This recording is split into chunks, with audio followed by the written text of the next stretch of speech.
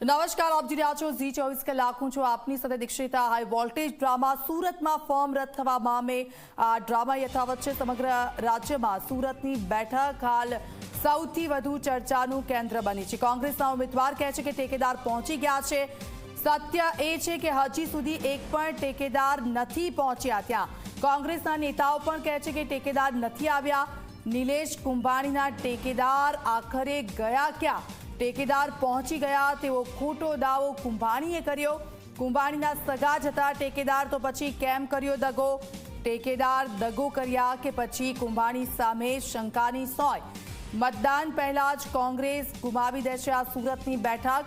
મતદાન થાય તે પહેલા જ શું ભાજપે કરી દીધો છે મોટો ખેલ?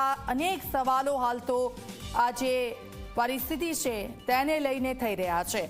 3 જેટલા ટેકેદારો છે અને ટેકેદારો હજી નથી પહોંચ્યા। નિલેશ કુંભાણી કહી રહ્યા છે કે તેઓ અહીંયા જ છે, પરંતુ હાલ તો આ જે સ્થિતિ છે તેના પર નજર રાખવામાં આવી રહી છે। 11 વાગે સસ્પેન્સ પરથી પડદો ઉચકાશે।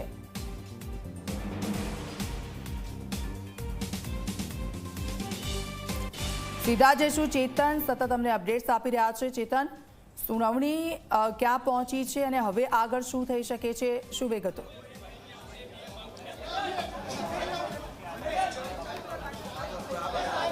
જી બિલકુલથી બીએમ માંગુકિયા આવી પહોંચ્યા છે। ટૂંક સમયમાં પત્રકાર પરિષદ કરશે। જો કે સૌથી મોટા સમાચાર મળી રહ્યા છે, જે રીતે ભાજપના જે લીગલ સેલના જે વકીલ છે તે અહીંથી જતા રહ્યા છે અને ત્યારબાદ જે રીતે બીએમ માંગુકિયા આવી પહોંચ્યા છે, ક્યાંક જે માન્યતા છે ફોર્મની તે રદ થઈ હોવાનું હાલ સામે આવી રહ્યું છે।